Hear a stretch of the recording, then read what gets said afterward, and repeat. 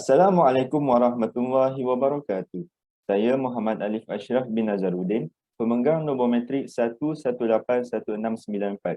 Pada hari ini, kami akan membincangkan tentang sebuah manuskrip yang diberi nama Kitab Tib. Kitab yang mengandungi 502 halaman muka surat ini telah ditulis oleh Haji Zainal Abidin. Menurut catatan, Haji Zainal Abidin menulis kitab ini pada hari Khamis 1 Januari 1824. Kitab ini bukanlah satu-satunya karya yang ditulis oleh beliau, tetapi beliau telah menulis lebih daripada itu. Antara manuskrip yang telah ditulis oleh beliau ialah Hikayat Andekan Penurat dan Hikayat Sultan Maul. Beliau menulis manuskrip ini ketika beliau bekerja sebagai seorang penyalin di General Sekretariat yang terletak di Bavaria pada sekitar tahun 1820. Bukan itu sahaja, beliau merupakan seorang penyair meskipun karya-karya syair beliau tidaklah begitu terkenal. Manuskrip kitab Tib ini membicarakan tentang ilmu perubatan Melayu tradisional. Hampir semua kandungan di dalam kitab Tib ini menerangkan tentang penyakit dan ubat-ubatan yang digunakan pada zaman dahulu. Terdapat beberapa catchword yang kami temui dalam kitab Tib ini. Catchword yang kami temui terletak di bahagian bawah sebelah kanan di halaman muka surat yang ganjil sahaja. Sebagai contoh, di halaman V331, catchword yang kami temui ialah hari. Di halaman V333, catchwordnya ialah sekaliannya. Dan di halaman V335, catchwordnya ialah isim. Penulis juga menggunakan perkataan Arab dalam manuskrip ini. Sebagai contoh, afiah yang membawa maksud sihat, faslu yang membawa maksud bab ataupun kelas, tabib yang membawa maksud doktor. Antara penyakit yang disebutkan dalam kitab Tib ini ialah sakit perut, sakit dalam perut atau bengkak dalam perut. Untuk mengatasi penyakit ini, pertamanya mamah beras dan kikis batang rembunggai yang setinggi pusat. Makanya disapukan pada tempat sakit itu. Selain itu, rawatan bagi penyakit busung yang sakitnya tidak boleh makan siang dan malam juga diterangkan dengan menggunakan bahan seperti jemuju benar, cengkeh, lada, cabai, sunti, garam harmuz dan anggur, kesemuanya ditumbuk. Ambil sesudu dan campurkan dengan air hangat jika hendak makan selama 8 hari setiap pagi dan petang. Jika sakitnya itu selama 6 atau 7 tahun, diberi makannya ubat itu sehari sekali selama 8 hari sehingga genap sebulan. Pasal yang seterusnya membincangkan penyakit sembelit, di mana diterangkan lagi penyakit sembelit itu umpama bengkak perut seperti orang yang busung, angin yang berkempal-kempal dalam perut atau rusuk atau hulu hatinya, atau sakit pada ari-ari atau senak yang tajam padanya. Rawatan yang digunakan adalah dengan menggunakan bunga mekar, bawang putih, halia, lada sulah, kunyit, lengkuas, kapur barus, cabai dan kesemuanya digiling dengan air limau nipis. Maka diambil akar cauhar dan dihancurkannya dengan air hangat atau arak sekadar dapat diminum. Jika hendak minum ubat ini, besi merah 3 keping hendaklah dibakar dan dicelupkan pada ubat itu. Jika panasnya naik kepala, diambil beras kulit nyiur hijau dan diambil airnya, kemudian dijaramkan di kepala. Adapun daun bunga melur dan daun ribu-ribu seni boleh juga dijaramkan di kepala. Perbincangan seterusnya mengenai fasal ubat makjum daripada Luqmanul Hakim. Dijelaskan ubat makjum ini mampu memelihara tubuh menjadi lebih kuat dan mampu menolak segala penyakit dalam tubuh badan. Antara bahan ubat makjum itu ialah afiun, bunga pala, gunci, jintan hitam, biji kecubung, pucuk sirih yang kuning, garam harmus dan kesemuanya dipepes lumat. Masukkan madu, lenga sama banyak timbangannya dengan rempah itu. Menurut Syekh Sa'id, beliaulah mempunyai ubat ini. Waktu untuk makan juga ditekankan dalam rawatan menggunakan ubat makjum ini. Ubat makjum ini hendaklah dimakan pagi seberat sekupang dan pada waktu petang berat seemas. Jika mabuk, 2 atau 3 hari tidak boleh makan asam dan lemak manis. Tambahan daripada itu, ubat makjum juga diguna pakai untuk menguatkan syahwat dengan mengambil bahan seperti cengkeh, kayu manis, lada sulah, cabai, jintan putih, jelawai, jemuju, lengkuas hutan, jintan hitam, kasturi, mawar, gaharu dan kesemuanya dibuat makjum dengan masukkan sekali madu dan minyak lenga. Adapun seorang lelaki yang bernama Abdullah yang tiada pasangan hidup selama 2 tahun lamanya, maka diperolehnya ubat ini daripada cucunya yang mahir dengan menggunakan rawatan daripada jintan hitam, bawang putih, kulit manis, lada sulah, biji sawi, lengkuas, cabai, bunga pala dan kesemuanya berat 2 emas, kemudian dicampurkan dengan air madu dan minyak lenga sambil disorehkan potongan ayat kursi. A'udzu billahi minasyaitonir rajim. Wala ya'uduhu hifdzuhuma wa huwal aliyyul azim. Sadaqallahul azim. Kemudian makjum pun tersedia. Pasal seterusnya ada menceritakan tentang Himat Budi, di mana Raja Budi namanya. Maka diambil syahwat kerbau, dibakar dan diambil abunya. Afyun, kapur barus, lada sulah, minyak lenga, nyior, halia, kunci, daun bunga selasih, serai, limau kapas, akar ngaka, air pinang muda, kesemuanya dibuat menjadi makjum. Maka dijemur sehingga kering dan dimasukkan ke dalam lubang kolam, kemudian dibawa tidur dengan perempuan. Assalamualaikum warahmatullahi wabarakatuh. Nama saya Muhammad Zikri bin Mahiruddin. Hari ini saya akan membincang serta menerangkan isi kandungan yang terdapat di dalam kitab tib daripada muka surat 341 sehingga 350. Isi kandungan ini berkenaan penyakit-penyakit serta penawar yang terdapat di dalam manuskrip ini. Antara penyakit yang terdapat di dalam manuskrip daripada muka surat 341 sehingga 350 adalah yang pertama, ubat lemah kemaluan lelaki iaitu ubat lemah zakak. Yang kedua adalah adalah sakit pinggang. Yang ketiga adalah sakit karang. Dan keempat adalah sakit mani. Dan saya juga akan menerangkan berkenaan ubat-ubat daripada penyakit-penyakit ini. Yang pertama adalah ubat lemah zakar. Ubat lemah zakar, ambil pala dan cengkeh dan pipis dengan daun kerutu, maka sapukan pada zakar. Jangan bersama dengan perempuan, iaitu isteri, selama 3 hari. Kemudian ubat lemah zakar, ambil ubat lemah kemaluan lelaki, ambil akar sagar dan juga akar hini dan akar tunjuk langit serta akar terong parit. Jadikan makjun dan kemudian makan. Yang ketiga kemudian adalah ubat ambil minyak sapi dan saka dan jintan hitam 3 pengapit, kemudian pipit setelah masak sehingga mendidih, kemudian makan. Kemudian ambil terong yang masak bunga bijinya, bubuh cuka dan bawang merah 2 ulas, maka pipis masukkan ke dalam terong itu dan tutup sehingga menjadi abu yang hangat. Ketika membuat semua itu, mestilah ketika waktu asar. Kemudian sudah siap semua itu, sapukan pada liang zakar. Kemudian ubat lemah kemaluan lelaki juga boleh juga ambil 7 biji buah pala dan juga 7 biji bawang putih. Kemudian redam dengan minyak sapi, kemudian haru dengan lidi kelapa manis, kemudian baca kuat Allah Ta'ala. Kemudian masakkan dengan buah pala sebiji, kemudian minyaknya sapukan pada zakar.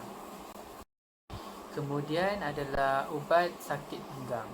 Ubat sakit pinggang, ambil halba segenggam erat dengan minyak sapi dan makan kedua-duanya. Kemudian boleh juga ambil daun tebing ayu, kemudian giging dengan minyak lenga, telan pagi petang dan 3 pagi. Kemudian boleh juga ambil tulang sentang dan halia sebatang, kemudian giling dengan air yang mendidih, kemudian tampalkan pada pinggang yang sakit. Kemudian ubat sakit pinggang juga boleh ambil telur ayam putihnya sebuah dan air madu sedikit, air madu sekulit telur dan air bawang merah sekulit telur, maka kemudian campurkan dan minum dan juga baring selama 3 hari untuk memulihkan sakit itu. Kemudian ubat sakit pinggang juga boleh ambil daun kecubang hitam dan daun cucuran atap dan juga lembu kot mata kunyit, maka giling semuanya dengan air bermalam, maka tampalkan pada bahagian pinggang yang sakit itu dan juga balut dengan kain. Ubat sakit pinggang juga boleh diubati dengan daun paku gajah dan daun ciku manis serta lembayung ramas, buat jaram, bubuh mata kunyit dan buat begitu selama 3 hari. Yang ketiga adalah ubat sakit karang. Sakit karang ini berpunca daripada sakit yang terdapat di buah pinggang, iaitu terdapat ketulang-ketulang yang mengganggu dalam memproses pembuangan tinja, iaitu buangan air kencing lah. Okey, untuk sakit ini kita boleh mengambil lembayung sejegal dan guli dengan minyak kelak lenga, maka makan semuanya. Kemudian ubat sakit karang juga kita boleh ambil kapur asah dengan air limau nipis, minum selama 7 hari. Kemudian boleh juga ambil sirih hitam dan jeringau dan bawang putih, digiling bersama, kemudian telan semuanya. Okey, kemudian boleh juga ini bagi ubat sakit karang yang kencing berdarah. Okey, boleh ambil daun sedawai dan buah pala dan akar batas digiling bersama.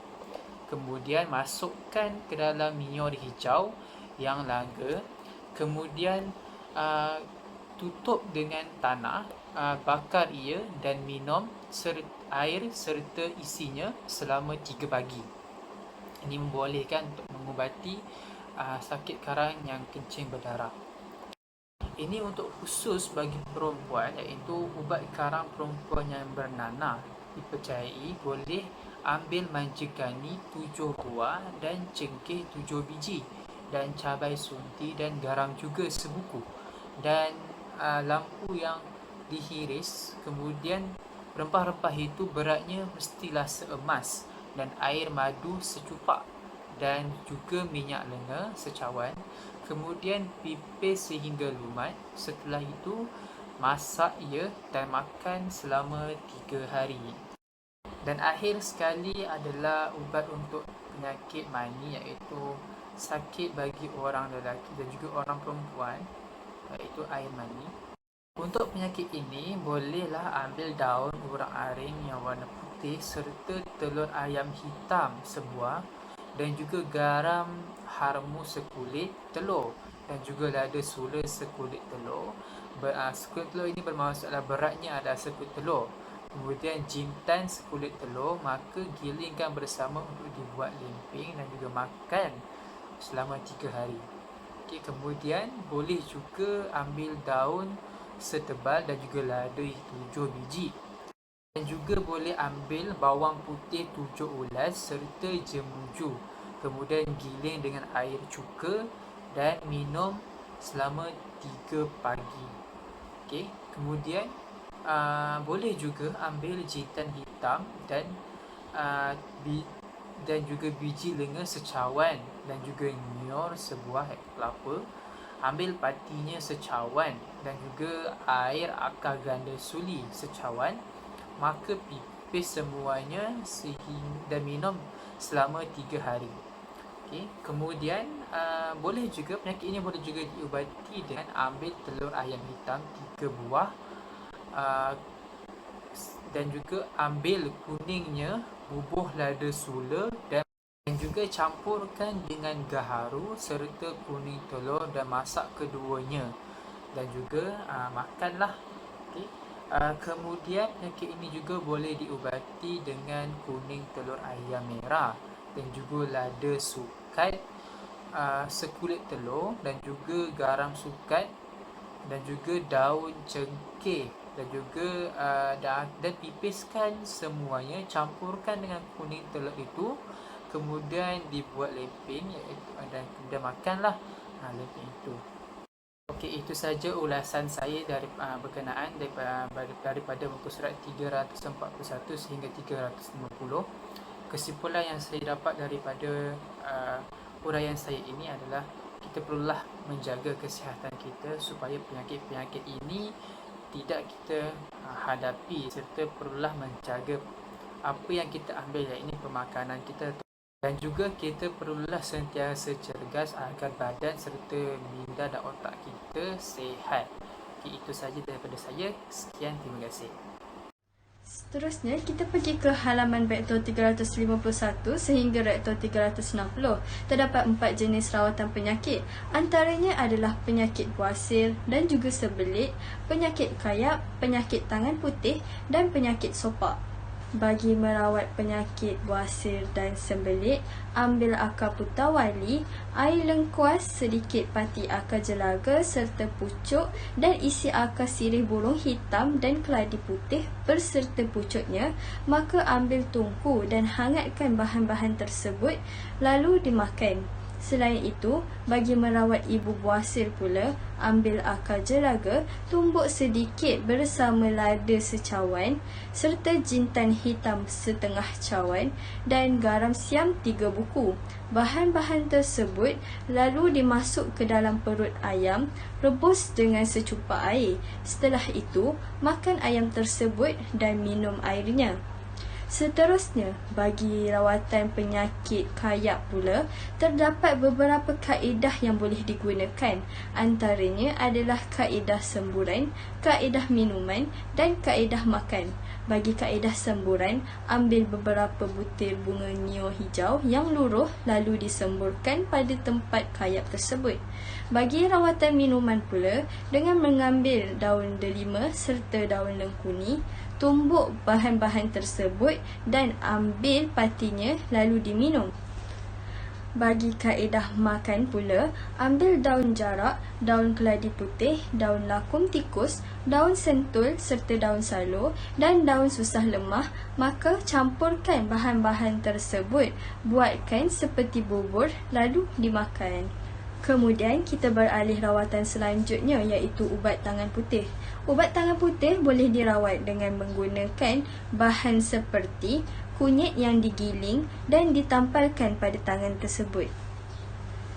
Seterusnya, bagi rawatan penyakit sopak ialah dengan petua kapur tohor dan digosok pada tangan.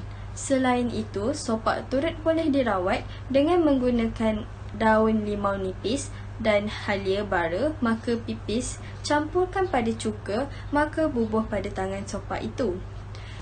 Kesimpulannya, tidak dapat dinafikan bahawa masyarakat Melayu mempunyai pelbagai pengetahuan dan kepercayaan perubatan mereka sendiri yang telah diamalkan oleh nenek moyang mereka. Namun, tradisi perubatan orang Melayu tidak dapat dipisahkan dari kepercayaan Islam kerana sebahagian besar rawatan dan ubat-ubatan di kitab tib merangkumi doa-doa yang berasal dari Al-Quran, hadis atau amalan Nabi Muhammad SAW.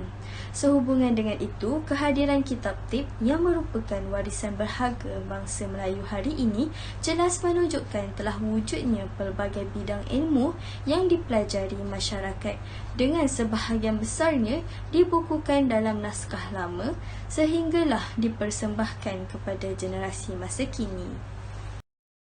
Seterusnya, kita beralih kepada halaman verso 361 sehingga rekto 370. Antara penyakit yang dibincangkan ialah penyakit kuris atau gatal.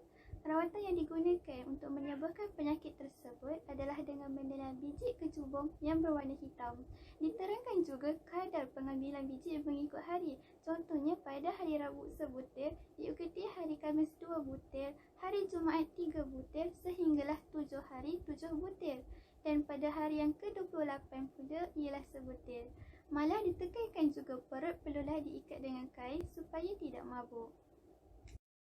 Selain itu, penyakit gatal naik meruam ataupun gatal yang terlalu sangat dan tangan yang penuh bengkak juga diubatkan dengan menggunakan bahan seperti asam gelugur, garam, belacan dan dibungkus kesemuanya dengan perca putih dan direbus. Kemudian dituangkan pada tempat yang sakit. Seterusnya, kita beralih kepada penyakit puru gatal. Penyakit puru gatal ini merupakan penyakit berjangkit yang berpunca daripada bakteria di mana munculnya benjolan kecil merah yang berkelompok pada kulit dan berair. Antara kaedah yang boleh digunakan ialah kemenyan, akar kurak, daun pelia dan lada. Kesemuanya hendaklah dipipiskan atau dilumatkan dengan meletakkan minyak kelapa. Maka angkatkan ia pada api dan ditampal pada puru gatal itu. Selain itu, penyakit orang gila. Antara rawatan yang digunakan adalah dengan menggunakan kertas yang sama panjang dengan sejekal jari manis dan ditulis azimat padanya. Antara azimat yang digunakan terdiri daripada nama menteri, nama uncangan, nama bukit dan nama gua. Kemudian disemburkan pada hidung, mata terdapat kaedah lain dalam merawat penyakit gila. Antaranya dengan menggunakan daun tunjang, bonglai, bawang putih, bawang merah, biji sawi 7 butir dan kesemuanya digiling. Kemudian dicampurkan dengan empedu lembah dan dibacakan doa Subhanallah walhamdulillah wa la ilaha illallah Allahu akbar sebanyak 2 kali. Pada fasal ini juga terdapat perkongsian menarik di mana kitab tip ini juga menerangkan perangai sakitnya orang gila atau kerasukan syaitan, di mana terdapat nama-nama syaitan mengikut perangainya seperti yang berikut. Pertama, jika giginya terkarat, nama syaitan yang menggoda itu Nun, Mim, Waw, Ra. Jika kaki tangannya tergerak-gerak, nama syaitan itu Ba, Lam, Ha, Ba. Ketika lidahnya terjulir-julir dan matanya terbeliak, nama syaitan itu Nun, Waw, Nun, Sin. Jika jarinya tergaruk-garuk, tangannya keras terkejung, nama syaitan itu Alif, Ta, Ha, Alif, Ra. Jika memeluk dirinya, nama syaitan yang menungkuk itu Shin dan Alif, Tal. Jika perangainya seperti buntal perut, iblislah nama syaitan itu. Antara pengajaran yang dapat diperolehi, usaha yang menyeluruh perlu ditingkatkan untuk membangunkan kembali ilmu perubatan Melayu tradisional walaupun terdapat banyak produk kesihatan yang menggunakan perubatan Melayu lama yang dikatakan mempunyai banyak khasiat dan mengikut petua orang zaman dahulu. Namun begitu, ilmu perubatan Melayu tradisional ini tidak akan terhenti setakat itu sahaja kerana bidang pengajian ilmu perubatan Melayu tradisional ini tersangatlah luas dan manfaat yang dikongsi terlalu banyak untuk dipersembah dalam sesebuah peradaban.